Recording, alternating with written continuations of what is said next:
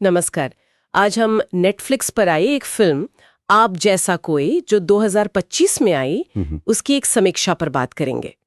मतलब इस विश्लेषण की थोड़ी गहराई में उतरेंगे। हाँ। देखेंगे कि इस समीक्षा के मुख्य बिंदु क्या हैं, कहानी, अदाकारी और इसका जो मूल संदेश है वो क्या है, और ये भी कि मिली जुली प्रतिक्रिया क्यों आई इसे। बिल्कुल। तो सबसे पहले फिल्म है क्या।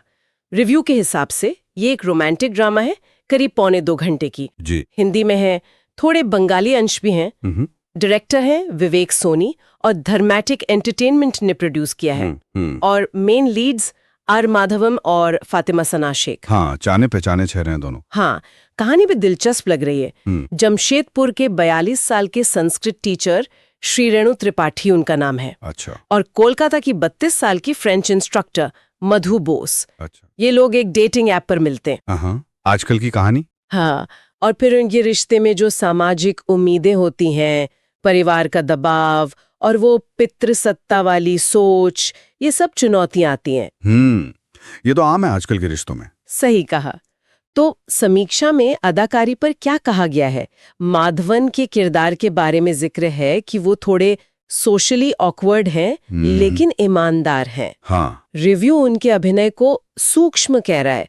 इसका मतलब क्या कि किरदार धीरे धीरे खुलता है। हाँ, समीक्षा इसी बारीकी की तारीफ कर रही है। ऐसा लगता है कि कैसे माधवन ने बिना ज्यादा डायलॉग के शायद वो अंदर के इमोशंस दिखाए हैं। अच्छा। और फातिमा सना शेख मधु के रोल में, उनमें वो आत्मविश्वास और एक चमक बताई गई है। लेकिन हाँ, एक पॉइंट ये भी है कि उनके बंगाली एक्सेंट पर थोड़ी मिलीजुली राय है। अच्छा, ये होता है कई बार। जी। और सपोर्टिंग कास्ट जैसे आयशा रजा, मनीष चौधरी, उनका भी जिक्र है कि उन्होंने कहानी को और गहरा बनाया है, खासकर वो फैमिली वाले सीन्स में।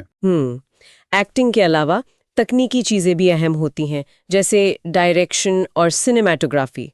उसके बारे में क्या कहती है समीक्षा। हाँ, ये एक दिलचस्प पॉइंट उठाया है रिव्यू ने कि डायरेक्टर विवेक सोनी ने पुराने जमाने का जो एक विजुअल स्टाइल होता है ना, हाँ, उसको आज के मुद्दों के साथ मिलाया है। और सिनेमैटोग्राफर देवोजीत रे, उन्होंने कोलकाता का वो मानसून वाला माहौल, खूबसूरत लगता होगा। हाँ, और जमशेदपुर का वो इंडस्ट्रियल बैकड्रॉप, उसे बहुत अच्छे से कैप्चर किया है। रिव्यू में काव्यात्मक या पोएटिक विजुअल्स जैसा कुछ कहा गया है। अच्छा। तो ये सिर्फ देखने में सुंदर नहीं है, बल्कि किरदारों की फीलिंग से भी जुड़ता है। और म्यूजिक, ऐसी कहानियों में संगीत का बड़ा रोल होता है अक्सर। बिल्कुल। संगीत रोचक कोहली और जस्टिन प्रभाकरन का है और लिरिक्स गुरप्रीत सैनी और राजशेखर के। रिव्यू कहता है कि ये कहानी को इमोशनल डेप्थ देते हैं। कुछ गानों का नाम भी लिया है, जब तू साजन, मिला तुझे, कि ये किरदारों की भावनाओं को सही से उभारते हैं। राइट। तो एक्टिंग अच्छी है, देखने में सुंदर है, संगीत भी ठीक, लेकिन कहानी की आत्मा यानी स्क्रिप्ट और डायलॉग्स। स्क्रिप्ट में बताया गया है कि ह्यूमर भी है, सेंसिटिविटी भी है और टकराव भी है। मतलब एक बैलेंस है। ठीक है। और एक डायलॉग को खास तौर पे हाईलाइट किया है रिव्यू ने, जो शायद पूरी फिल्म का निचोड़ है।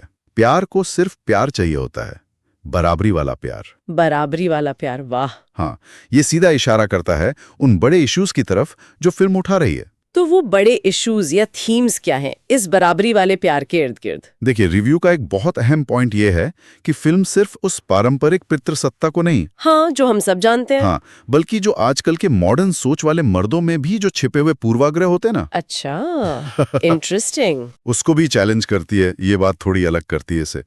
दूसरा, ये मैच्योर एज रोमांस को, मतलब अधेड़ उम्र के प्यार को बिना मेलोड्रामा के दिखाती है। और तीसरा, वो सेल्फ वर्थ और ऑटोनॉमी का सवाल, खासकर मधु यानी फातिमा के किरदार के जरिए।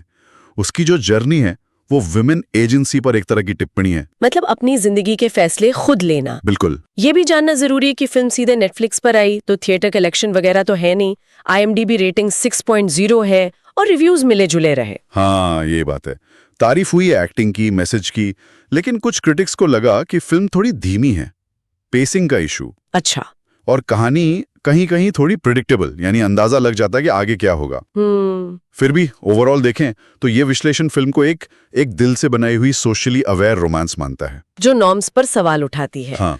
तो कमियां हैं पर अच्छी बातें भी हैं। हाँ, और ये रोमांस को एक फ्रेश नजरिए से देखती है, खासकर युवा अवस्था के बाद वाले प्यार को। तो इस पूरी बातचीत का, इस विश्लेषण का निचोड़ क्या निकलता है? ये फिल्म और इसकी समीक्षा हमें क्या सोचने पर मजबूर करती है? शायद यही कि ये जो बराबरी वाला प्यार का आइडिया है, जिसे रिव्यू फिल्म का सेंटर पॉइंट बता रहा है, हाँ। वो असल जिंदगी में कितना है? क्या हमारे समाज में, हमारे रिश्तों में ये बराबरी सचमुच है? या अभी भी एक आदर्श है जिसे हम पाने की कोशिश कर रहे हैं? बिल्कुल, शायद यही वो सवाल है जिस पर ये फिल्म हमें सोचने को छोड़ देती है। एक जरूरी सवाल है ये।